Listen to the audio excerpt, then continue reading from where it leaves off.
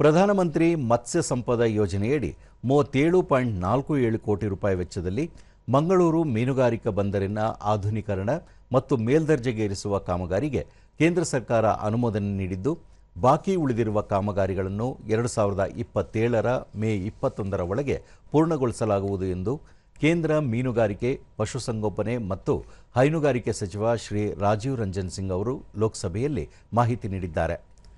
ಲೋಕಸಭೆಯಲ್ಲಿ ಕೇಳಲಾದ ಪ್ರಶ್ನೆಗೆ ಲಿಖಿತ ಉತ್ತರ ನೀಡಿದ ಸಚಿವರು 2024ರಲ್ಲಿ ಅನುಮೋದನೆಗೊಂಡಿರುವ ಈ ಯೋಜನೆಯಲ್ಲಿ ಕೇಂದ್ರ ಸರ್ಕಾರದ ಪಾಲು 22.48 ಕೋಟಿ ರೂಪಾಯಿ ಆಗಿದೆ.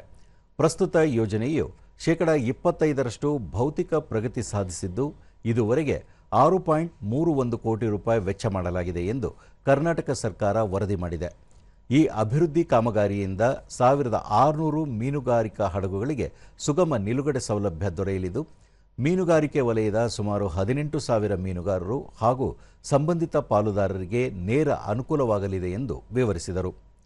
ಈ ಯೋಜನೆಯಡಿ 2020-21ರಿಂದ 2026-27ರ ಅವಧಿಗೆ ಕರ್ನಾಟಕದಲ್ಲಿ ಒಟ್ಟು 1,053.60 ಕೋಟಿ ರೂಪಾಯಿ ವೆಚ್ಚದ ವಿವಿಧ ಮೀನುಗಾರಿಕಾ ಅಭಿವೃದ್ಧಿ ಯೋಜನೆಗಳಿಗೆ ಕೇಂದ್ರ ಮೀನುಗಾರಿಕೆ ಇಲಾಖೆಯು ಅನುಮೋದನೆ ನೀಡಿದ್ದು, ಇವು ವಿವಿಧ ಹಂತಗಳಲ್ಲಿ ಅನುಷ್ಠಾನಗೊಳ್ಳುತ್ತಿವೆ.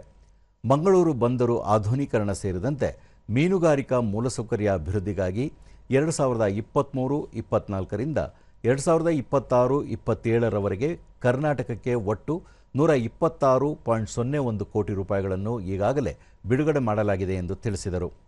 ಈ ಯೋಜನೆಯಡಿ ರಾಜ್ಯ ಸರ್ಕಾರದ ಮೂಲಕವೇ ಫಲಾನುಭವಿಗಳನ್ನು ಆಯ್ಕೆ ಮಾಡಲಾಗುತ್ತಿದ್ದು, ಕರ್ನಾಟಕದ 3 ಕರಾವಳಿ ಜಿಲ್ಲೆಗಳಲ್ಲಿ ಈಗಾಗಲೇ 212 ಫಲಾನುಭವಿಗಳಿಗೆ ಆಳ ಸಮುದ್ರದ ಮೀನುಗಾರಿಕಾ ಹಡಗುಗಳು, ಐಸ್ ಪ್ಲಾಂಟ್ಗಳು, ಶೈತ್ಯಾಗಾರಗಳು, ಶೈತ್ಯೀಕರಿಸಿದ ವಾಹನಗಳು ಹಾಗೂ ಐಸ್ ಬಾಕ್ಸ್ ಹೊಂದಿರುವ ತ್ರಿಚಕ್ರ ಮತ್ತು ದ್ವಿಚಕ್ರ ವಾಹನಗಳನ್ನು ಒದಗಿಸಲಾಗಿದೆ ಎಂದು ಸಚಿವರು ಮಾಹಿತಿ ನೀಡಿದರು.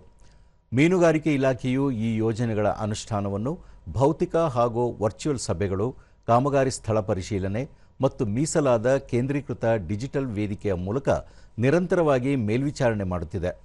ಇದರ ಜೊತೆಗೆ ಬಂದರುಗಳು ಮತ್ತು ಮೀನು ಇಳಿಯುವ ಕೇಂದ್ರಗಳ ಅಭಿವೃದ್ಧಿ, ಕೋಲ್ಡ್ ಚೈನ್ ಮೂಲಸೌಕರ್ಯ, ಗುಣಮಟ್ಟದ ಮೀನು ಬೀಜ ಉತ್ಪಾದನೆ ಹಾಗೂ ಕಿಸಾನ್ ಕ್ರೆಡಿಟ್ ಕಾರ್ಡ್ ಮೂಲಕ ಸಾಂಸ್ಥಿಕ ಸಾಲ ಸೌಲಭ್ಯ, ವಿಮಾ ರಕ್ಷಣೆ ಸೇರಿದಂತೆ ಮೀನುಗಾರಿಕೆ ವಲಯದ ಸಮಗ್ರ ಅಭಿವೃದ್ಧಿಗೆ ಕೇಂದ್ರ ಸರ್ಕಾರ ಹಲವು ಮಹತ್ವದ ಕ್ರಮಗಳನ್ನು ಕೈಗೊಂಡಿದೆ ಎಂದು ಅವರು ಸ್ಪಷ್ಟಪಡಿಸಿದರು.